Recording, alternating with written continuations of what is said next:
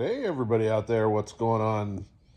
So this video is going to be a 3550 Tremec conversion to the old style TKO. So basically you're going 28 spline output to 31 spline output shaft and 10 spline input to a 26 spline input.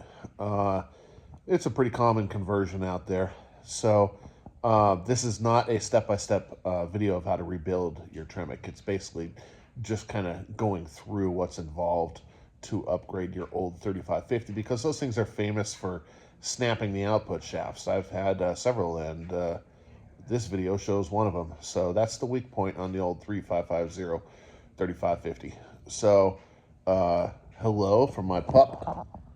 We're kicking back, enjoying some TV, and I just pretty much successfully completed this conversion, and I'll show you what's involved in converting your 3550. So stay tuned, here we go. Okie dokie, here we go again. This probably won't be a very well-watched video, but what the heck, this is a good opportunity to make one. This is a old school Tremec 3550, and these came out a long time ago. The problem with these things is that they have 28 spline output shaft, which is pretty weak, and they tend to do exactly that, either break or twist. And of course the lawnmower guy is here. Whatever. So the goal for today is to take this old, it's either a TKO 600 or an old school TKO, which means it's got the 28 spline input and the 31 spline output, so it's stronger. But this one's got some big problems as well. But the stuff that's good, we can reuse. That case with that tail, and we'll see what else. I think the gears inside are the same. We'll be going through this and we'll be seeing what's up. All right, so once you got all these little bolts and those little star washers off the top, you can take a flathead screwdriver and, you know, tap it in there with the BFH, and we'll get our first peek into this transmission. I just tapped this on the side, it popped off. Beware the cup, you don't want to lose that or you'll have to order a new one. Okay, and let's see what she looks like inside. I know I got a flashlight here somewhere. Of course, nowhere that would be handy where I can just grab it, right? All right, we'll use a headlight. All right. So there's our first glimpse at some of the gears. You really don't get a good look at them. Some of them, if you come in at the side, you can see them. Big to small. First gear, slider, second gear, third gear, and input is fourth. Kind of just like a T5, very similar. And it was so weird. My screen just went dark on me. I had to reset my phone. So we're going to remove all of the tail housing bolts with a size 16 socket. All right, well, poop. I guess you're supposed to take my word on it. It fit a minute ago. Oh, because I ate a box of stupid this morning. Size 16 socket, already switched them over. And I'm still fighting the gardener. After that, we're going to go ahead and run these pins straight down, and yep, they're going to fall into the tail housing. So when you pull this tail housing, you better watch out that you have something under it to catch it, or everything clear, because those pins are going to roll out and away. Okay, I don't think you're going to be able to catch them from the bottom side as you tap it. I'm using an actual punch designed for a roll pin. It's size 3/16. See if I can get any of the 3/16. And see if I get the part number on there. 66056. No, 66066 looks to be the part number, right? By Wear Safety Goggles is not the name of the people who make that. All right. Anyway, so we're going to go ahead and use this punch. Like I said, drive those things down. Those will actually slide off with the tail housing on, so I'll come back I wonder if I can drive one down and hold this camera. Man, I need to steal my daughter's GoPro. Also, use the 1/2 inch or 13 on all of these top bolts. All the way around. I think there's one, yeah, hidden there. One hidden here, right? Do not take these off. That's not necessary. That'll come off with the lid. And, okay, unfortunately, I have to come back. Assume that the transmission is dry if you did not drop it from the car itself. There is a lot of people out there who really like to drop these transmissions with the fluid in it. And the reason my workbench looks almost dark brown or black is not because of the coloring of the wood. It's because of 17 years worth of transmission fluid dumping out 4 quarts at a time. Don't even bother with the drain plug. Just stand it up on its end. This transmission came from a friend, and he's a good guy. So looks like he emptied it for me. So because the second you crack that tail housing loose, which I'm about to, you're going to dump a lot of stuff. Okay, I guess there's multiple ways to skin a cat. I just kind of pad the tail and go whack with my BFH, and tends to separate pretty easily. There's not a lot of pry points on these things, and I don't like to gall up the case with a big pry bar when a couple of whacks will just take it off in seconds. Sometimes you get those people who use that darn ultra gray RTV, and woo, that stuff is impossible. Don't use gray RTV, fellas. That is the bushing inside there, but we're not reusing this tail housing because this is a 28 spline unit. Oh, that is gorgeous. Look at that. Yes! Okay, this is a 7-tooth yellow. That is good from about 273 to 373s. If you need anything more, you need to upgrade to the, I believe it's a 6-tooth black. So, all right, well, we're not going to pull 5th off yet. There's a whole trick to that. There's a billion needle bearings in there. Oh, see what I mean? Always you get something. All right, next we're going to take the lid off. We're almost real time in on how quick this comes apart. Here's the 3550 tag for any of those. Are you curious? Or you're out there looking at transmissions. I believe a lot of them, even the TKO, will say 3550 on it. So here's the complete tag. I don't know how old this unit is, but yeah, we'll see. Let's take this off. I know the very early 3550 units had a non-serviceable shift fork insert, which this one does not. So this is a later 3550. These we're going to replace. They look pretty well worn, but still complete. Often if your clutch is not fully releasing right, these will break. If your clutch is adjusted right, these rarely will give you a problem. So let's take a first glimpse at this transmission. By the way, do you like my workbench? I got this from my friend who used to use it. His dad used it in aerospace. This is a like a 1940s workbench, so I don't use it too often. This one is consumed with a T5 at the moment. So anyway, let's see what she looks like inside. Oh, that's bright. All right, so initial glance looks pretty good. You're going to look for any scoring marks on the inside of these teeth, like a line on the teeth. That indicates that it's been low on fluid. You'll hear a whine in 1st, 2nd, and 3rd gear, sometimes 5th, not in 4th, if these teeth are worn from running low on fluid. The next thing you want to look at is the synchro engagement teeth, also called dog teeth, which are here, here, and here, and here. We'll get a better look when the transmission is pulled apart. Notice these have the old school brass rings. The newer ones look just like that, but they're lined with carbon fiber on the inside. I shouldn't say newer ones, they're optional. You can upgrade.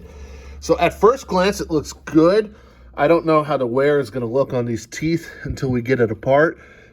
Initially, it looks like it might be pretty good. I think that it was probably a low mile unit just used in a bunch of launches. So next, we're going to drive this pin out from right here, okay? And if I remember right, this bearing just slides off the end. In fact, I'm 99% sure it does without being pressed on. So, anyway, on the bottom side here, we have a bearing. Oh, there's my pins that I forgot about. Luckily, one of them stayed in there, and we have the other two right here. So we are good to go on the pins. Okay, this is perhaps the trickiest part of this build. Okay, so behind here, we have this little plate.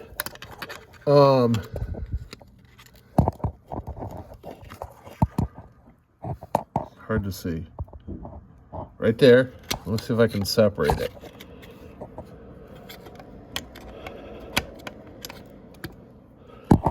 Okay, it's kind of separated there. It's a little washer thing that goes behind the gear.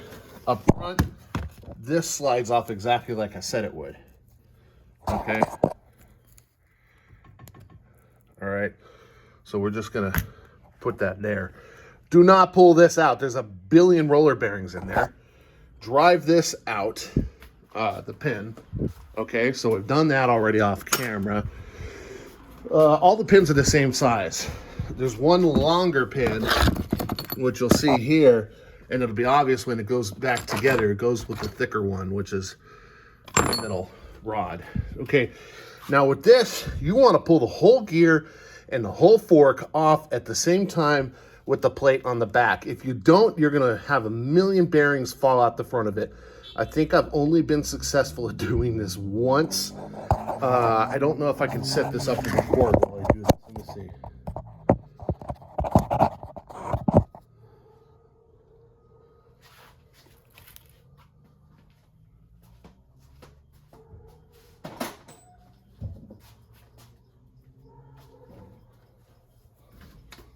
How's it look from there?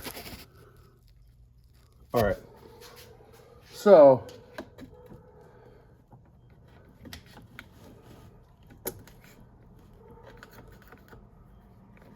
there we go. You'll see when you're back here that there's a little plate that you can push back with a screwdriver. See, this is kind of stubborn here. There we go. Okay. Gotta come off together, baby. If you don't get it, don't trip out, man. You can get it back together. I'll explain how in a minute.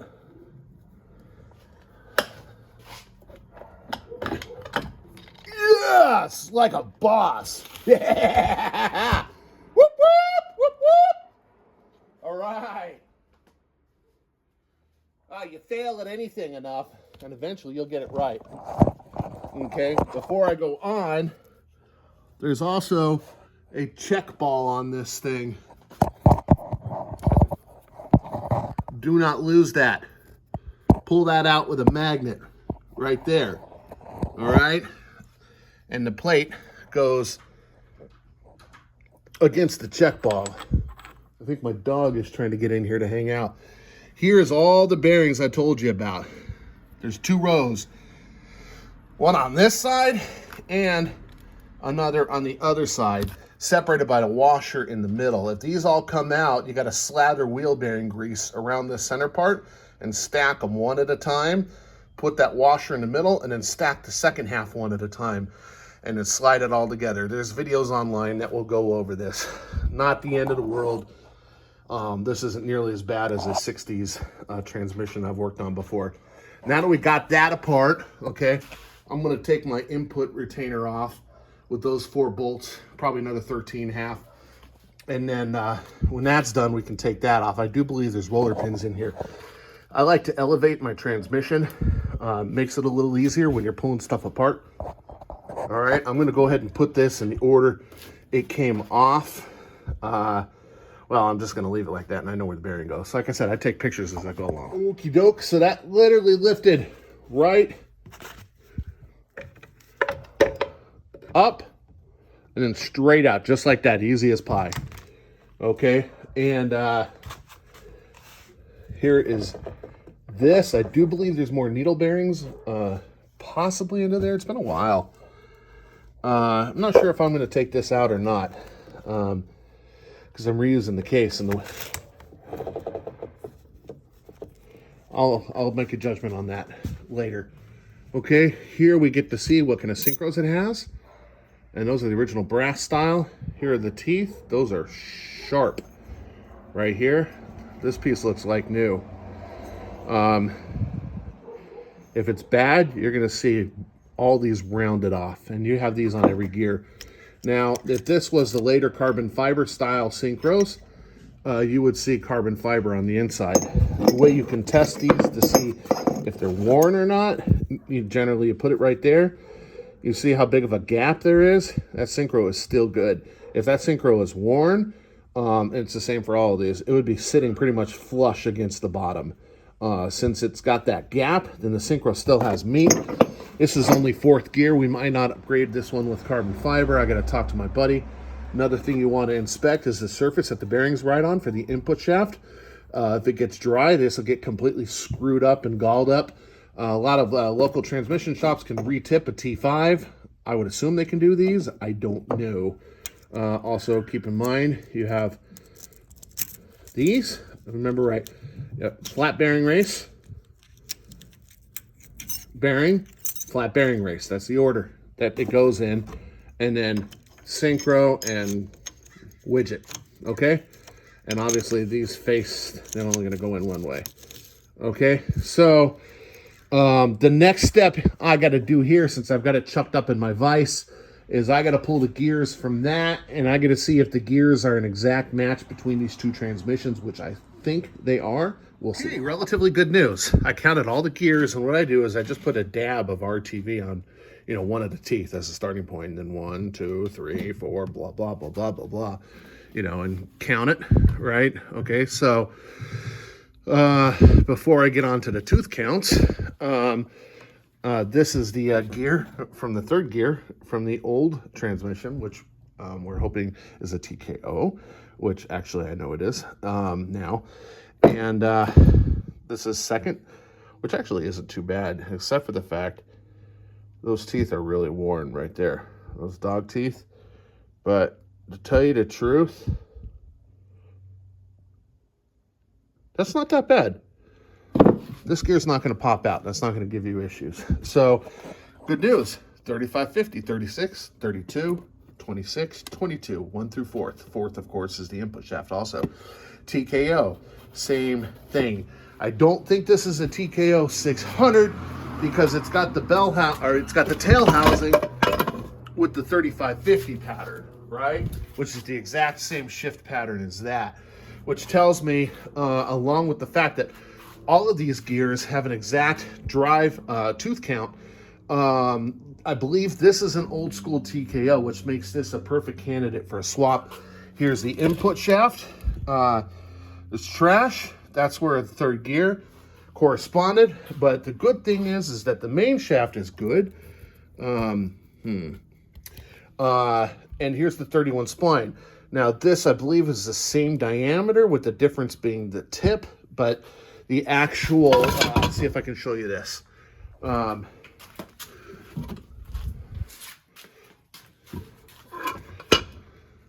the actual tail, this one's bigger for the 31 spline. See if you can tell a little bit there, despite that dust boot. And so we got to use the tail housing from the TKO. Also, though, you can have a machine shop, probably get a bushing from a TKO and take it to a machine shop, and they can actually turn the inside of this 3550 out so that the TKO bushing has a good press fit. And once you can get that TKO bushing into the smaller 3550 housing, then you can use it with the bigger output shaft. So the gears on this all look pretty good. The engagement teeth look good. Somebody just ran too much power through this unit. So I am going to upgrade at least a couple of the synchros to carbon fiber. I'm going to ask my buddy. I'm going to use all of these gears. I'm going to use this. Probably not upgrade the bearings. It spins real nice. And we're going to use this output shaft and that tail housing. We're going to clean it, put it all back together, and send it on my friend's way so he can power that up behind a Coyote Mustang Classic. Going pretty smooth so far. Yeah, wanted to show you the 2 input shafts. 10 spline, 3550. Also, T5 uses 10 spline. It looks similar to that, which makes this unit swappable with a stock Fox body clutch, or 26 spline. And they both have the same tooth count, and they are both interchangeable on that shaft. I'll ask my friend which one he wants to run. I'm assuming, though, he's going to want this one for extra strength, but either one can be run on this setup.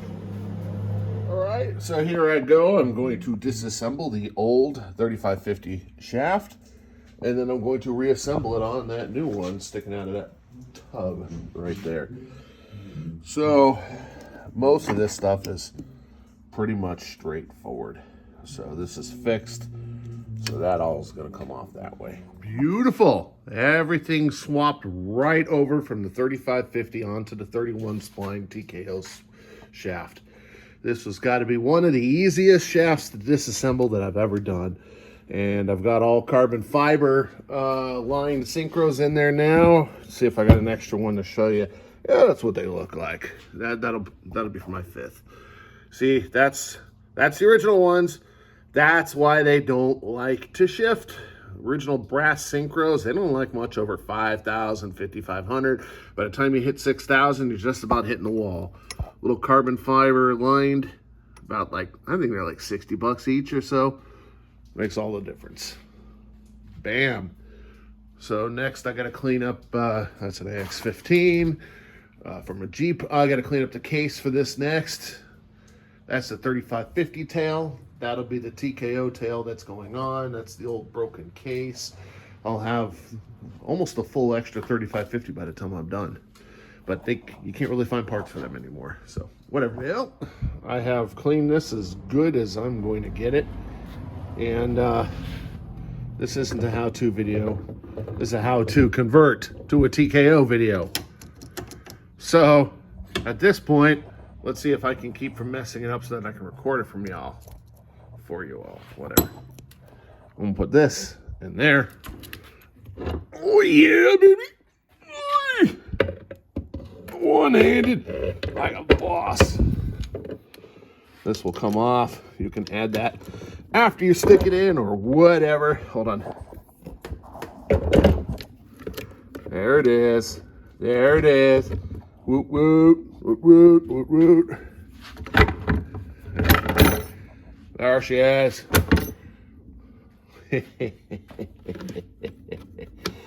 All right, I might stick the input in next so that doesn't keep happening.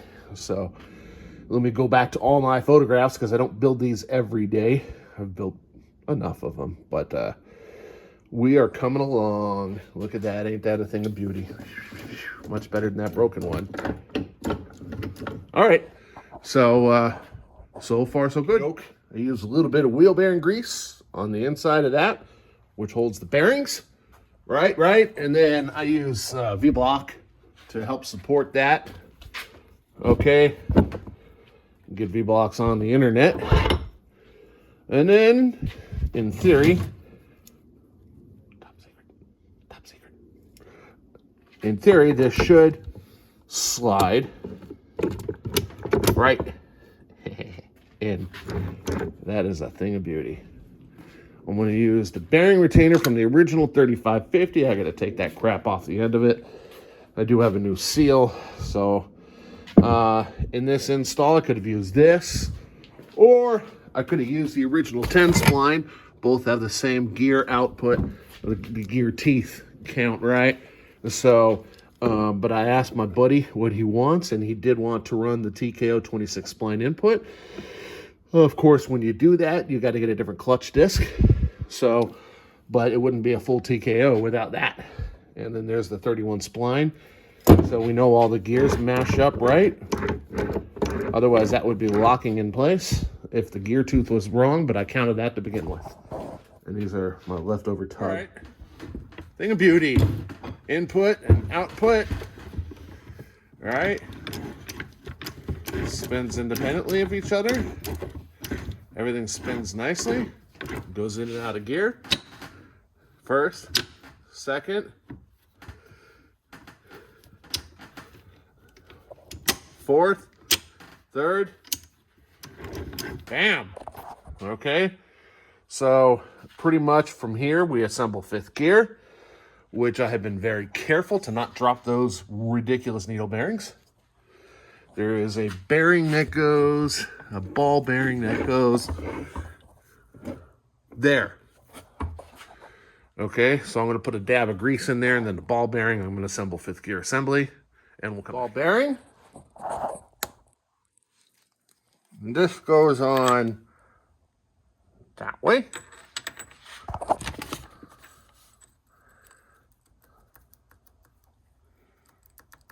Just like that.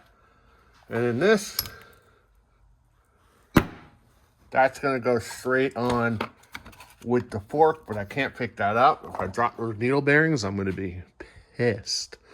So I'm going to come back now. I'm going to do this two-handed. Okay, you can pick it up. It's important that you don't pull that piece out. Oh, crap. That's one of the synchros I was going to upgrade. This is proving a bit tricky, so I'm putting some wheel bearing grease on this. I'm going to put it down there to hold it against the gear, because otherwise the pins are falling out as I drop this on. So now I'm going to pick the whole assembly up and try sliding it on. A little tricky, but not that bad. Drove the pin back in. Everything works as it should. We're in neutral. You see the input is not spinning. Fantastic. So next I'm going to dry fit the tail housing, and I don't see a reason for that not to go on. At that point we can silicone the rest. Don't have any extra parts, which is good. This is the original 3550 I took apart. Those are the pins for the, well, those. So we're good. That goes in the tail housing with the shim. Heck yeah. Right. Test fit complete. We're going to call this a victory. Next, I got to throw a new seal on there and clean some RTV off of this. Right. TKO. It's got the bigger output shaft hole there. Dang flashlight. Right. We got enough room to slip in that bigger yoke. I think a C6 yoke works on this. Obviously a 31 spline yoke. Nice. And that is how you convert a 3550 to a TKO. So, but like I was mentioning, I believe I mentioned before, this is the original 3550 tail housing, and this part is too narrow. You could take a bushing from a TKO and bring that along with this tail housing to your trusted machine shop and tell them to mill that out to perfectly fit that bushing diameter. And then you can use the TKO bushing and seal on this, and you can convert your 3550 tail housing to the TKO 31 spline.